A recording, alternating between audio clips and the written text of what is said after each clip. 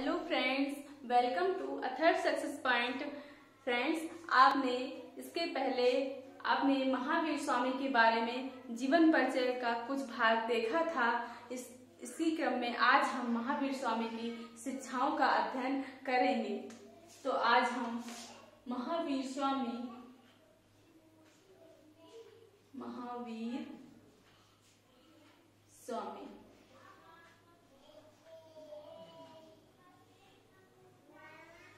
की शिक्षाओं का अध्ययन करेंगे।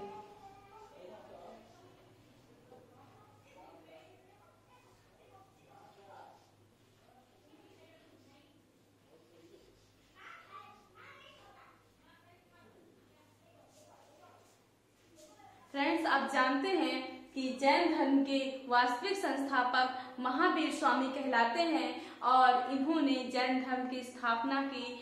इसके अलावा इन्होंने बहुत सारी शिक्षाओं की बात की, बहुत सारी शिक्षाएं दी और जिसके द्वारा इनकी शिक्षाएं क्या कहलाती हैं? जैन दर्शन या जैन धर्म कहलाती हैं। तो आप जानते हैं कि जैन धर्म में विभिन्न शिक्षाएं दी गई हैं, तो उसी पर हम आज चर्चा करेंगे। अगर हम शिक्षाओं की बात करें तो हम देखते हैं कि जो जैन धर्म है वह एक नास्तिक संप्रदाय है। और तो अतः हम आपको इसकी पहली कक्षा में हमने बताया था कि जो नास्तिक संप्रदाय है तो इसका अर्थ कि वह वेदों को नहीं मानते। तो जैन जो थे, महावीर स्वामी थे, वह वेदों को नकारते थे, वेदों को नहीं मानते थे। इसके अलावा उन्होंने ईश्वर को भी नहीं माना, ईश्वर को नहीं माना क्योंकि वह नास्तिक संप्रदाय है, इसलिए वह ईश्वर को बात को नकारते हैं। और लेकिन वह क्या कहते हैं कि आत्मा है, आत्मा को वह स्वीकार करते हैं। आत्मा और जीव, आत्मा और जीव के जो अस्तित्व है उसको वह स्वीकार करते हैं और वह कहते हैं कि यह जो आत्मा और जीव है वह सदा सदा से है, बहुत ही समय से व्याप्त है, लेकिन ईश्वर इसमें इसका कोई रोल नहीं है, यानी कि ईश्वर का अस्तित्व नहीं है, ईश्वर का अस्तित्व नहीं है। ठीक, तो ईश्वर के अस्तित्व को नहीं मानते वह और आत्मा को मानते हैं। इसके अलावा वह पुनर्जन्म को भी स्वीकार करते हैं।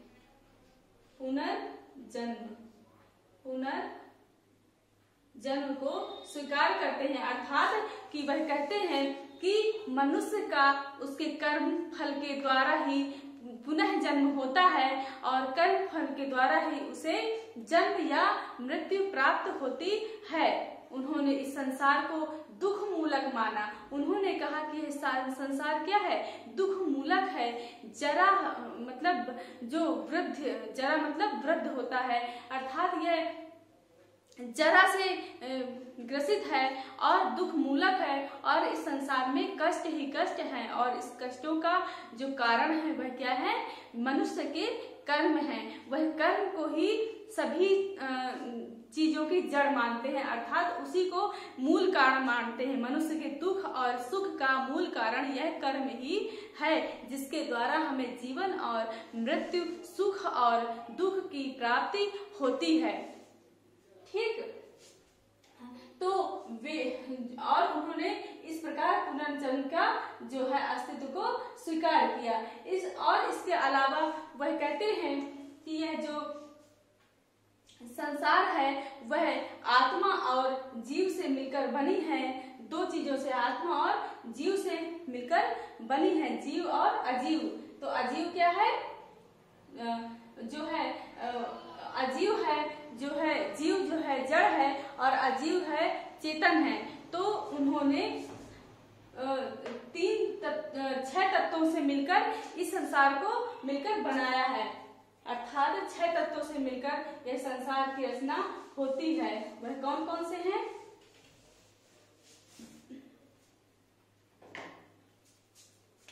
6 द्रव्यों से मिलकर यह संसार बना है। 6 द्रव्यों से मिलकर बना है। कौन कौन सा?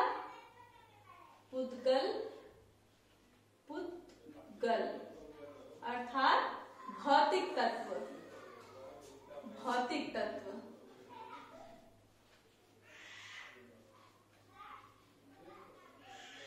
पुद्गल काल,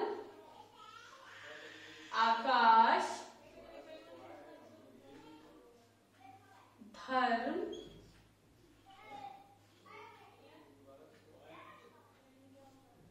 धर्म और अधर्म। पुद्गल काल, आकाश, धर्म, अधर्म और जीव। पहला जीव, नीचे लिख लेते हैं। तो पुद्गल काल, आकाश, धर्म, अधर्म, जीव।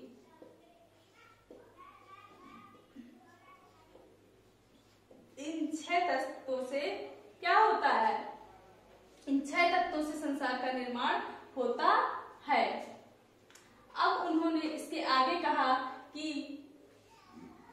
कर्मों के बारे में आगे उन्होंने कहा कि मनुष्य यह कर्म बंधन में ही इस संसार में दुख भोगता है, अतः उसके लिए उन्होंने उपचार बताया। उन्होंने और इस कर्म बंधन की सारी प्रक्रिया उन्होंने अपनी शिक्षाओं में दी।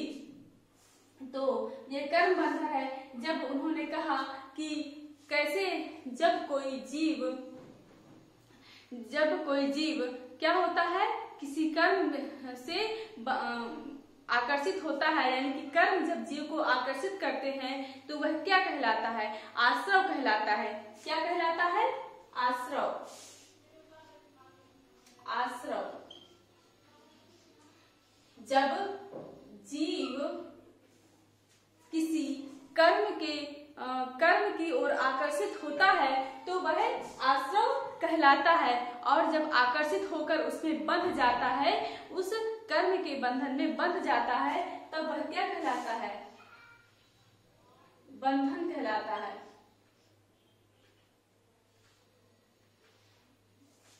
बंधन कहलाता है। इसके बाद उन्होंने कहा कि बंधन कहलाता है, और इसके बाद उन्होंने कहा कि इस बंधन से मुक्ति पाने के लिए हमें त्रिरत्नों का क्या करना चाहिए? त्रिरत्नों का ज्ञान होना चाहिए। और इन त्रिरत्नों से, ये त्रिरत्न कौन कौन से हैं?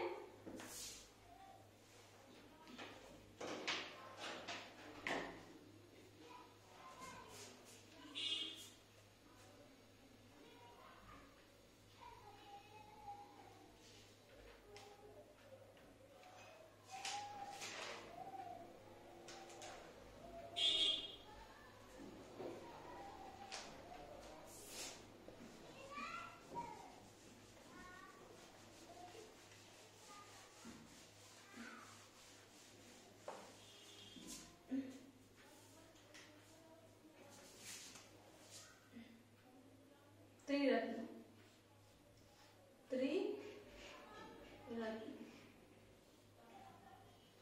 उन्होंने त्रिरत्नों की बात कही, और यह त्रिरत्न कौन कौन से थे? सम्यक दर्शन, नंबर दूसरा सम्यक ज्ञान, और तीसरा सम्यक आचरण। सम्यक आचरण, सम्यक दर्शन, सम्यक ज्ञान और सम्यक आचरण, यह क्या है? जैन धर्म के त्रिरत्न हैं। तो आपसे अगर पूछा जाता है, 2 तरह से क्वेश्चन पूछा जाएगा। एक कहेगा कि त्रिरत्नों का उल्लेख किस धर्म में है, तो उसमें दे देगा जैन धर्म, बौद्ध धर्म और अन्य शैव और वैष्णव धर्म, ऐसे करके दे देगा। तो आप जो है जैन धर्म और बौद्ध धर्म में कंफ्यूज हो जाते हैं वहाँ, तो आप, क्योंकि वहाँ पर बौद्ध धर्म में भी आगे चलकर हम देखेंगे त्रिरत्नों की बात की गई है, लेकिन अगर हम त्रिरत्नों की किसी सिद्धांत के रूप में व्याख्या देखते हैं तो वह क्या है, शिक्षाओं के रूप में देखते हैं तो वह जैन धर्म में ही है, मिलती है हमें। इसलिए हम त्रिरत्नों के बारे में अगर पूछा जाता है तो आपको जैन धर्म में ही आंसर लगाना है। तो आपको यह जानकारी हो गई कि त्रिरत्न जो है वह इसमें है, जैन धर्म की शिक्षा है। और यह त्रिरत्न क्या क्या है, सम्यक दर्शन, सम्यक ज्ञान और सम्यक आचरण। और अब जब हम बात करेंगे कि सम्यक दर्शन क्या है तो आप यह बताएंगे कि सत्य का ज्ञान, सत्य मतलब सत्य का दर्शन ही क्या है, सम्यक मतलब सभी में सत्य देखना, सत्य को देखना, यानी सच्ची बात को देखना ही क्या है, सम्यक दर्शन है। और सम्यक ज्ञान क्या है, सत्य का ज्ञान होना, अर्थात सत्यता का ज्ञान होना ही, सद्रूप का दर्शन होना ही क्या है, सम्यक ज्ञान है। और सम्यक आचरण क्या है, सम्यक आचरण वह है जो कि हम देखते हैं कि वह चाहे सुख हो, कोई व्यक्ति चाहे दुख हो, जो महापुरुष होते हैं चाहे सुख हो और चाहे दुख हो सभी में समभाव रहते हैं, अर्थात समभाव, वह न दुख को महसूस करते न सुख को महसूस करते, दोनों में समभाव रहते हैं, न तो दुख में व्याकुल होते हैं न सुख में बहुत ही ज्यादा प्रसन्न रहते हैं। तो यह समभाव की भावना ही क्या होती है, सम्यक आचरण होती है। तो इन त्रिरत्नों में जो सम्यक आचरण है, अर्थात आचरण पर जैन धर्म ने विशेष महत्व दिया है, यानी विशेष जोर दिया है आचरण पर। इसके बाद हम इनकी अगली शिक्षाओं को देखते हैं। तो इन त्रिरत्नों का जो उन्होंने क्या कहा कि इन त्रिरत्नों का जो है अनुशीलन करके व्यक्ति क्या कर सकता है, कर्मों की जो संचित फल है, मतलब कर्मों का बहाव को हम क्या कर सकते हैं, रोक सकते हैं, अपने ऊपर कर्मों के बहाव को हम रोक सकते हैं। किसके माध्यम से, त्रिरत्न के माध्यम से हम कर्मों के बहाव को रोक सकते हैं। तो यह त्रिरत्न कहलाते हैं। इसके बाद उन्होंने, जैन धर्म ने क्या किया है, 5 महाव्रतों की चर्चा की है। तो 5 महाव्रत,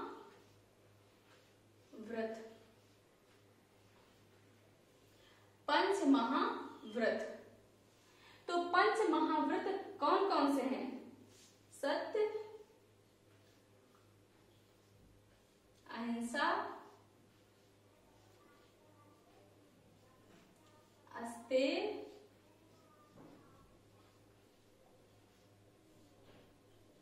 अपरिग्रह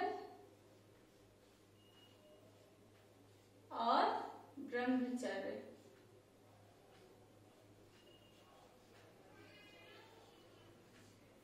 यह ब्रह्मचर्य, ये 4 पहले से होते हैं, पार्श्वनाथ द्वारा जोड़े होते हैं, जिसको आपने पिछली कक्षा में पढ़ा था। जो 23वें तीर्थंकर होते हैं पार्श्वनाथ, उनके द्वारा ये होते हैं ऐसा माना जाता है। और जो ये जो 5वां होता है व्रत, वह कौन जोड़ते हैं, महावीर स्वामी जोड़ते हैं। तो सम्मिलित रूप से पंच महाव्रत किनका है, महावीर स्वामी का। और इन्होंने 5 महाव्रतों की शिक्षा दी और इन्होंने कहा सत्य का पालन करना चाहिए, अहिंसा पर इन्होंने विशेष जोर दिया। और आपको यह दिमाग में बैठा लेना है कि जो जैन धर्म है वह क्या है, विशेषता अपनी शिक्षा में अहिंसा को क्या करता है, विशेष बल देता है, हर जगह अहिंसा की बात करता है। इसलिए यह जो जैन धर्म है ये बहुत ही कठिन धर्म माना जाता है, क्योंकि इसपे छोटी सी छोटी चीजों का भी अहिंसा पर जोर दिया जाता है। तो इसलिए आप आगे देखेंगे लास्ट में कि किस प्रकार जैन धर्म की अपेक्षा बौद्ध धर्म ज्यादा पॉपुलर हुआ, ज्यादा मशहूर हुआ और ज्यादा बड़ी संख्या में उसको लोगों ने अपनाया, क्योंकि इन्होंने जो है यह अतिवादी धर्म बाद में हो गया, क्योंकि अहिंसा पर बहुत ज्यादा जोर दिया जाता था। यहाँ तक कि कृषि कार्य और ऐसे कोई काम जिससे कि छोटे छोटे कीड़े भी मर जाएं कि हिंसा हो हमारे द्वारा, अंत हम सोच में भी अहिंसा नहीं ला सकते, ऐसी बात इस शिक्षा में दी गई है। तो आइए हम देखते हैं कि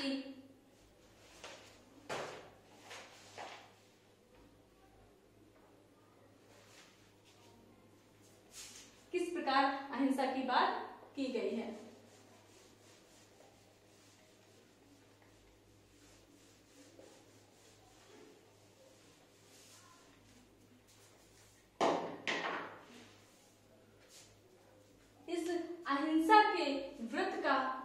करने के लिए इन्होंने 5 समितियों का उल्लेख किया है।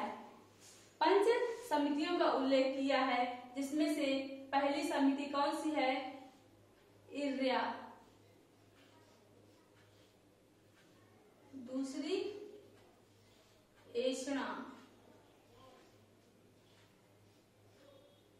इर्या एषणा, भाषा,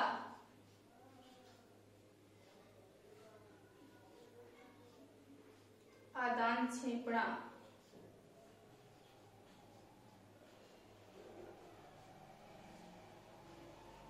आदान क्षेपणा, और इसके बाद व्युत्सर्ग, व्युत्सर्ग। सब में आपको समिति जोड़ लेना है। समिति, यह 5 समितियों के बाद 5 समितियां जैन धर्म करता है। किसके लिए? अहिंसा के व्रत के पालन करने के लिए इन 5 समितियों की चर्चा की गई है, जिसको आप देखेंगे। पहले इर्या समिति, अर्थात मार्ग में चलते हुए ऐसे चले कि आपके मार्ग में चलने के द्वारा किसी कीड़े मकोड़ों की हानि या उनको मृत्यु ना हो, ऐसे आपको चलना है। ठीक। इसके बाद एषणा समिति। एषणा समिति में क्या है कि भोजन करते समय आपसे हिंसा ना हो। भोजन आपको ऐसे करना है कि आपसे हिंसा, किसी जीव की आपके द्वारा हिंसा ना हो। इसके बाद क्या है? भाषा समिति। आपको जो बोलना है तो आपके वचनों में भी हिंसा की कोई चर्चा ना हो, ऐसी आपको भाषा का प्रयोग, वचनों का प्रयोग करना है। इसके बाद आदान क्षेपणा समिति और व्युत्सर्ग समिति। तो इसमें क्या कहा गया है व्युत्सर्ग समिति में? कि व्युत्सर्ग समिति में कि मतलब जब आप मन का त्याग करते हैं तो उसमें क्या होता है, उसमें भी अहिंसा ना हो। और अपने आदान क्षेपणा का मतलब है जब आप किसी अपने सामान का प्रयोग कर रहे हैं दैनिक जीवन में, तो उसमें भी अहिंसा का व्रत का पालन हो, मतलब हिंसा ना हो। तो यह आपकी जो समितियां हैं 5, यह अहिंसा के लिए बनाई गई थी। तो इस प्रकार आप देखते हैं कि अहिंसा पर कितना जोर डाला गया, और इससे आपको अहिंसा के व्रत का पालन समझ में आ जाता है कि कितना अहिंसा का इस पर जैन धर्म में महत्व दिया गया है। इसके बाद हमने आपको बताया था कि जो जैन धर्म में सम्यक दर्शन, सम्यक चरित्र, सम्यक दर्शन, सम्यक ज्ञान और सम्यक आचरण या सम्यक चरित्र, इन 3 की बात की गई थी। वह क्या थे? त्रिरत्न थे। ठीक। तो जिस प्रकार पंच महाव्रत में अहिंसा की 5 समितियां बनाई गई थी, उसी प्रकार त्रिरत्न में, त्रिरत्न कौन कौन से थे? सम्यक आचरण, सम्यक ज्ञान और सम्यक क्या बताया था? सम्यक दर्शन, सम्यक ज्ञान और सम्यक आचरण, यह 3 आपको बताया था। तो जो आपको सम्यक ज्ञान बताया था त्रिरत्न में, सम्यक ज्ञान, सम्यक ज्ञान, तो यह ज्ञान भी कई प्रकार के महावीर स्वामी ने बताए हैं, जैसे कि मति, इंद्रियों के द्वारा जो ज्ञान होता है, इंद्रियों के द्वारा वह इस प्रकार का होता है मति। श्रुति, जो सुनकर हम ज्ञान प्राप्त करते हैं, वह क्या होता है? श्रुति। ठीक है। मति और श्रुति। इसके बाद होता है अवधि।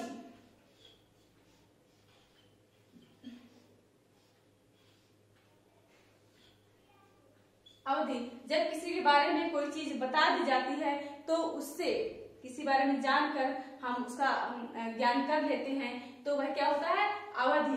फिर होता है मनः पर्याय, किसी के मन की बात को जान लेना। मनः पर्याय अर्थात किसी की मन की बात को जान लेना क्या होता है? मनः पर्याय ज्ञान होता है। और सबसे बड़ा ज्ञान होता है कैवल्य। क्या होता है?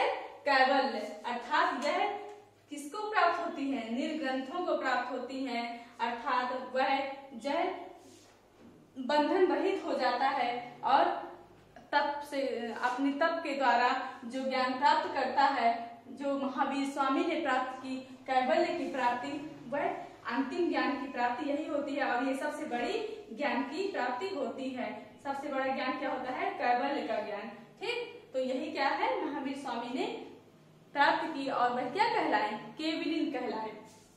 तो आपने देखा कि अहिंसा के लिए 5 प्रकार की समितियों का उल्लेख किया गया। उसी प्रकार 3 प्रकार के हमने त्रिरत्न पढ़े जैन धर्म में। तो त्रिरत्नों में जो सम्यक ज्ञान है, तो सम्यक ज्ञान में आपने यह 5 प्रकार के क्या पढ़े?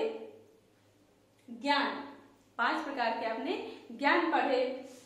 तो हमने इस प्रकार त्रिरत्न और पंच महाव्रतों का संपूर्ण उल्लेख देख लिया। इसके बाद उन्होंने क्या दिया था? उन्होंने पंच अणुव्रत भी दिए थे और यह पंच अणुव्रत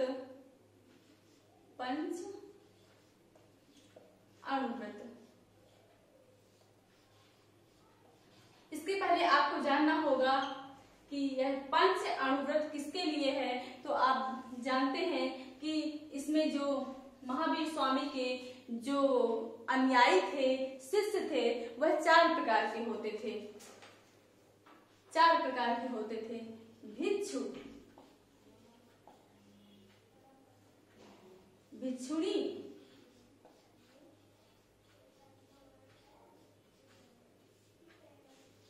श्रावक और श्राविका।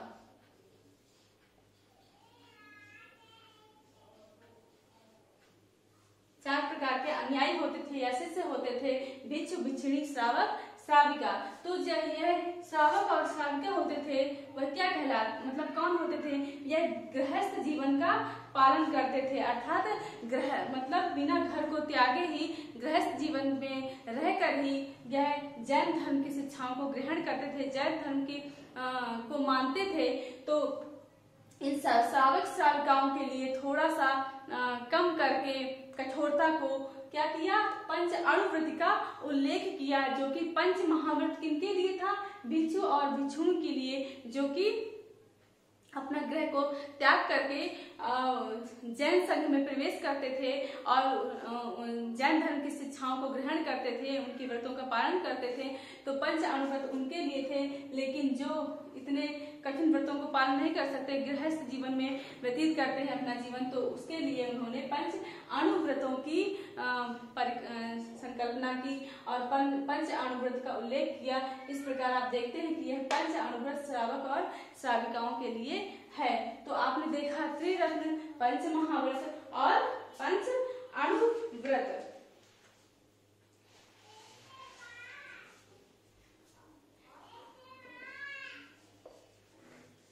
इसके बाद आपने देखा कि इन जो त्रिरत्न थे, सम्यक दर्शन, सम्यक ज्ञान, सम्यक आचरण, तो इन त्रिरत्नों को अपनाकर उनका अनुशीलन करके क्या होता है? जब वह त्रिरत्न को अपना लेता है, उसका अनुशीलन कर लेता है, तो उन्होंने कहा जो कर्म है व्यक्ति की ओर बहाव रुक जाता है, व्यक्ति की ओर बहाव रुक जाता है। और जब व्यक्ति की ओर बहाव रुक जाता है तो वह क्या कहलाता है? संवर।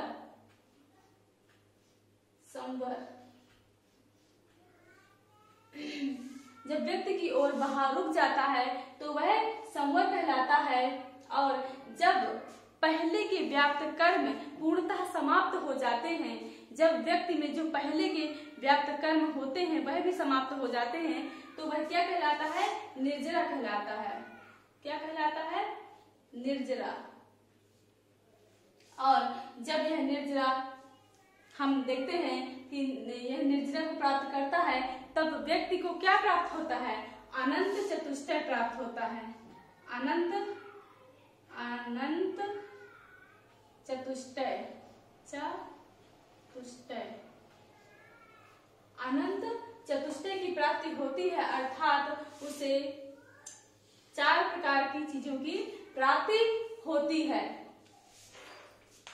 अनंत चतुष्टय, यह अनंत चतुष्टय क्या होता है?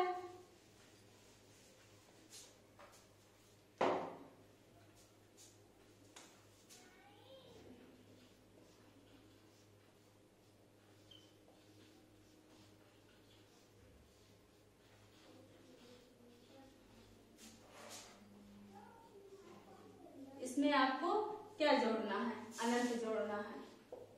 अनंत, यह जब वह निर्जरा को प्राप्त हो जाता है, निर्जरा को वह प्राप्त कर लेता है, तब उसे अनंत चतुष्टय की प्राप्ति होती है। और यह अनंत चतुष्टय क्या कहलाता है? अनंत ज्ञान, अनंत दर्शन, अनंत वीर और अनंत सुख। अनंत ज्ञान, अनंत दर्शन, अनंत वीर और अनंत सुख की उसे प्राप्ति होती है, और यह सम्मिलित रूप से अनंत चतुष्टय कहलाता है। इसके बाद हम देखते हैं, यह तो महावीर स्वामी की शिक्षाएं हो गई। इसके बाद आप जानते हैं कि जो महावीर स्वामी की जो है, इसमें प्रथम बार इसमें फूट भी पड़ती है, तो वह फूट, इसमें फूट पड़ती है और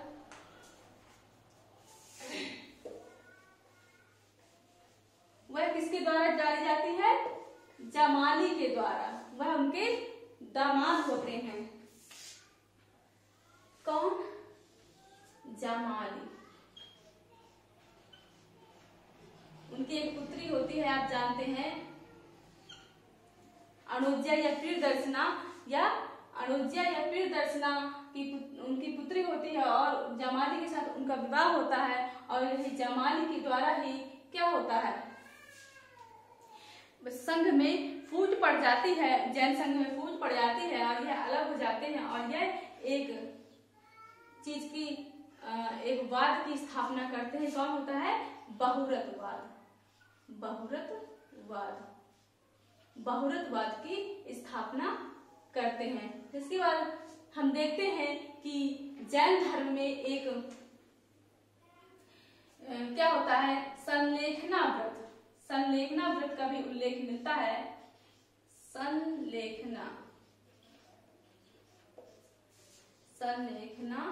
व्रत, संलेखना व्रत का उल्लेख होता है, जिसमें कि काया क्लेश द्वारा, काया क्लेश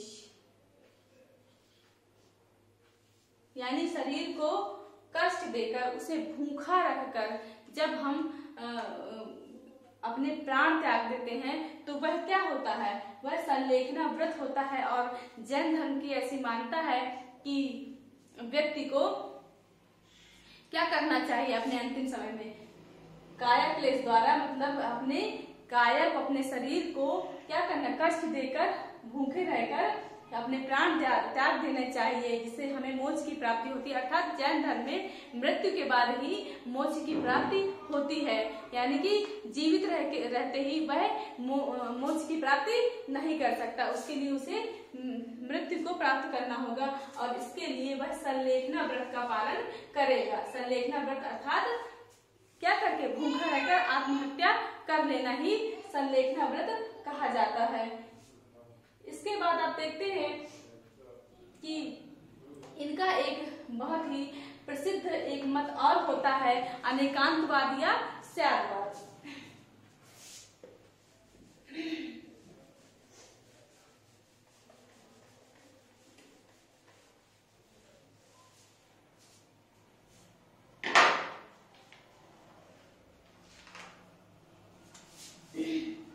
अनेकांतवाद, अनेकांतवाद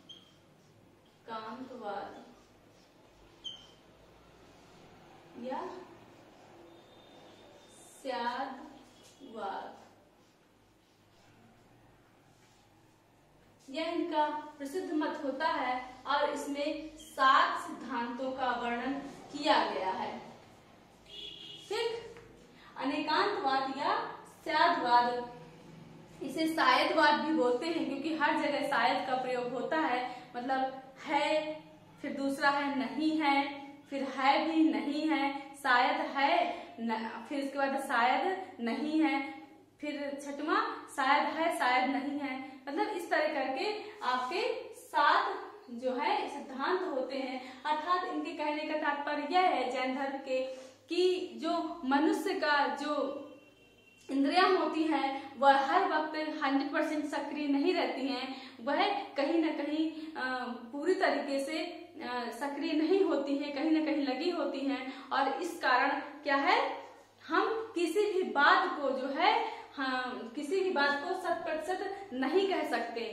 ठीक। और इसी को उन्होंने शायदवाद या अनेकांतवाद की संज्ञा दी और इसमें उन्होंने यही कहा कि शायद है मतलब कि है, फिर नहीं है भी नहीं भी है, शायद है, फिर शायद नहीं है, फिर शायद है और नहीं है, फिर ऐसे करके 7 ये सिद्धांत हैं जिसमें कि उन्होंने यह परिभाषा दी है। इसको हम कहते हैं शायदवाद या अनेकांतवाद। इस प्रकार इनकी शिक्षाएं जो है कंप्लीट होती हैं। इतनी ही इन्होंने शिक्षाएं दी हैं जैन धर्म में। इसके बाद जैन धर्म में महात्मा बुद्ध ने एक जैन संघ की स्थापना भी की थी, जिसे कि जैन संघ बोलते हैं। जैन संघ, जैन संघ बोलते हैं। और यह जैन संघ जो उन्होंने क्या किया था, सर्वप्रथम जब उन्होंने ज्ञान प्राप्त कर लिया था तो उन्होंने 11 ब्राह्मणों को अपावा में विपलाचल पर्वत पर प्रथम उपदेश दिया था। और यह 11 ब्राह्मण ही बाद में इनके क्या कहलाए, 11 गणधर। यह 11 ब्राह्मण इनके 11 गणधर कहलाए। और प्रत्येक इसका 11 सदस्य प्रत्येक संघ का क्या हुआ, अध्यक्ष बना, किसी न किसी संघ का अध्यक्ष बना। तो 11 संघों के 11 ब्राह्मण क्या हुए, एक एक संघ के अध्यक्ष बने और इस प्रकार इनके संघ की स्थापना हुई। और यह जैन संघ क्या करता था, लोगों को शिक्षाएं देता था और जैन शिक्षा का प्रसार प्रचार करता था, जिसमें महावीर स्वामी भी साथ में लगे थे। और महावीर स्वामी ने खूब प्रचार प्रसार किया जैन धर्म का। और सबसे ज्यादा प्रचार प्रसार अगर कहीं किया तो वह राजगृह में, और यह राजगृह में ही इन्होंने सबसे ज्यादा अपने वर्षावास व्यतीत किए। अर्थात वर्षा के दिनों में जब कहीं वह जा नहीं सकते थे, अपनी शिक्षाओं को घूम घूम कर प्रचार नहीं कर सकते थे, तो वह एक जगह वर्षा के ऋतु में ठहर कर एक जगह पर अपनी शिक्षाएं देते थे। तो वही वर्षावास कहलाते हैं। और यही वर्षावास, सबसे ज्यादा वर्षावास अर्थात 14 वर्षावास, 14 पूछा जाता है कि महावीर स्वामी ने सबसे ज्यादा वर्षावास कहाँ व्यतीत किए, तो वह था राजगृह। ठीक।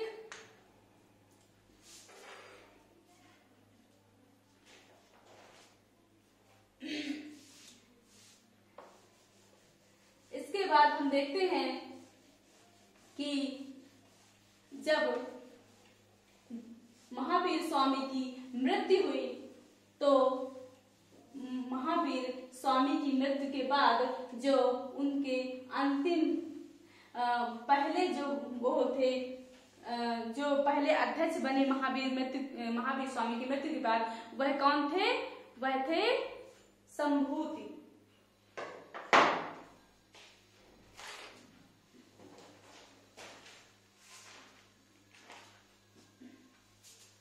महावीर स्वामी की मृत्यु के बाद जो पहले अध्यक्ष बने, अध्यक्ष वह कौन थे, सुधर्मन।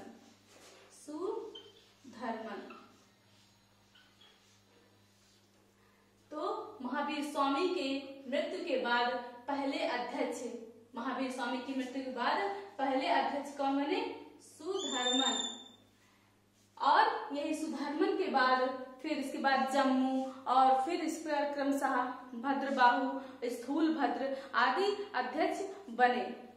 फिर इन सुधर्मन जो है के बाद जब उस समय क्या होता है कि अकाल पड़ता है, उस समय चंद्रगुप्त मौर्य का शासन काल होता है एक बार, और उसके जो प्रमुख अनुयायी होते हैं वह भद्रबाहु, तो वह क्या यहाँ पर वह अहिंसा व्रत का पालन नहीं कर पा रहे थे उत्तर भारत में, तो वह दक्षिण भारत चले जाते हैं। और वहीं चंद्रगुप्त मौर्य के समय जो है भद्रबाहु दक्षिण भारत चले जाते हैं, और वह जो स्थूल भद्र होते हैं दूसरे अनुयायी जैन धर्म के वे यहीं रहते हैं, और वे श्वेतांबर संप्रदाय मतलब वह सफेद वस्त्र का ग्रहण करने लगते हैं। क्योंकि जो जैनी होते हैं वह वस्त्र ग्रहण नहीं करते हैं, लेकिन जो यही होते हैं स्थूल भद्र और उनके जो अनुयायी होते हैं वह क्या करते हैं, श्वेत वस्त्र धारण करने लगते हैं। और इस प्रकार ये होते हैं भद्रबाहु, इनके बीच स्थूल भद्र और भद्रबाहु के बीच मतभेद उत्पन्न हो जाते हैं, और इन मतभेदों के उत्पन्न हो जाने पर ही क्या होता है, जैन समितियों का जो है संचालन होता है। तो प्रथम जैन समिति को हम देखेंगे।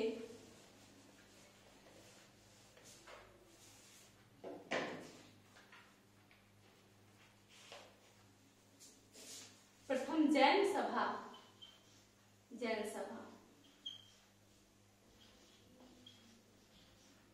प्रथम जैन सभा चतुर्थ शताब्दी बीसी में होता है, चतुर्थ शताब्दी बीसी में होता है। और यह किसके नेतृत्व में होती है, यह किसके नेतृत्व में होती है, स्थूल भद्र के नेतृत्व में होती है प्रथम जैन समिति। और यह कहाँ होती है, पाटलिपुत्र में होती है,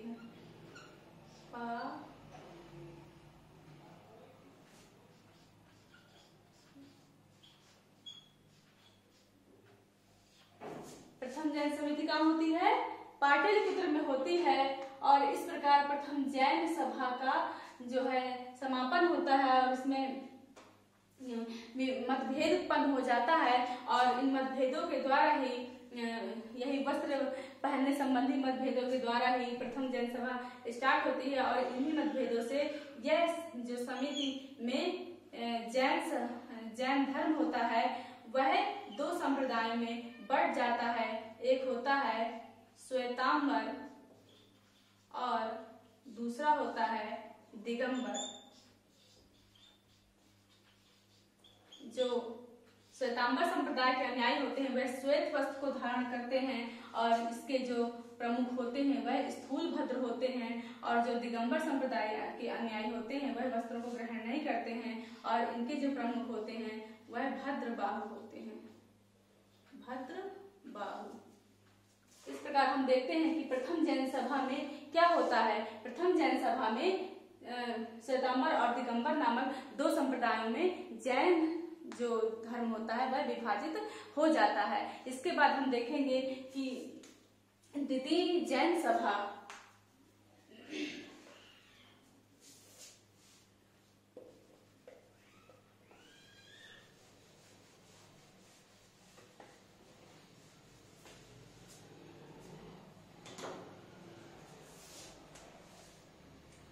द्वितीय जैन सभा होती है। और द्वितीय जैन सभा क्या होती है, द्वितीय जैन सभा होती है वह लगभग 526-27 ईसा पूर्व में होती है, ईस्वी में होती है, एडी, ठीक, 527 ईस्वी में होती है। और यह वल्लभी में होती है, स्थान वल्लभी होता है इसका।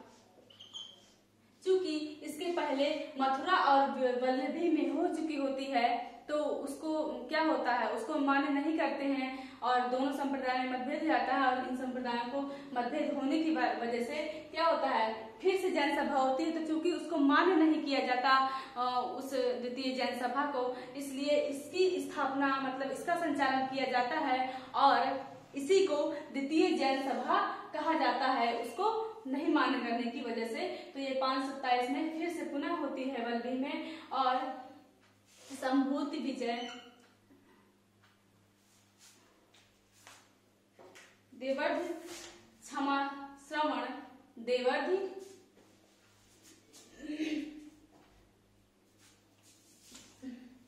देवर्धि,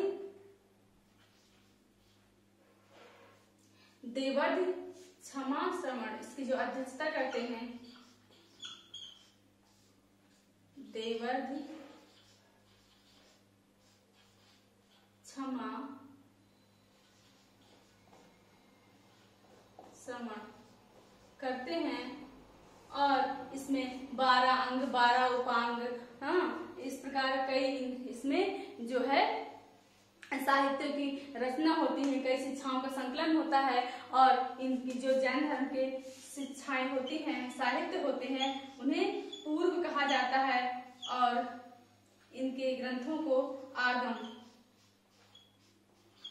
और के साहित्य को पूर्व कहा जाता है। इस प्रकार यह द्वितीय जैन सभा संपन्न होती है।